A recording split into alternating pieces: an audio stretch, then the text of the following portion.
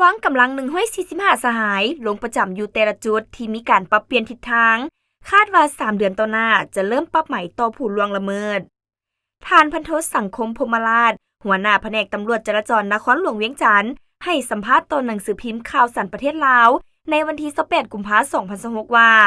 เพื่อให้ประชาชนผู้ใช้รถใช้ถนนรับรู้และเข้าใจเกี่ยวกับการปรับเปลี่ยนทิศทางการสัญจร9เส้นทางในตัวเมืองนครหลวงเวียงจันทน์และเพื่อให้การปรับเปลี่ยนทิศทางการสัญจรดำเนินไปตามแผนการที่วางไว้แผนกตำรวจจราจรนครหลวงเวียงจันทน์ได้เป็นเจ้าการจัดตั้งปฏิบัติอย่างเข้มงวดโดยได้วางกำลังตำรวจจราจรทั้งหมด145สหายลงประจำอยู่แต่ละเส้นทางแต่ละจุดตามทางสามแยกสี่แยกต่างๆที่มีการปรับเปลี่ยนทิศทางการสัญจรซึ่งแบ่งออกเป็นทั้งหมด63จุดเพื่อแนะนำและอำนวยความสะดวกให้สังคมก็คือผู้ใช้รถใช้ถนนเข้าใจในการนำใช้ตัวจริงและปฏิบัติตามอย่างเข้มงวด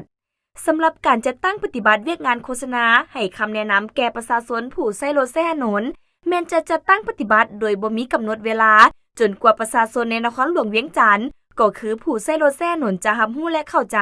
และมีความสิ้นเคยเกี่ยวกับการนำใช้ถนนดังกล่าวส่วนมาตรการในการปรับใหม่จะนำใช้ตอนนักขับขี่ที่ล่วงละเมิดแม้นจะยังบ่ทันได้นำใช้เทื่อคาดว่า 2-3 เดือนต่อหน้าจะเริ่มจัดตั้งปฏิบัติปรับใหม่ต่อผู้ล่วงละเมิด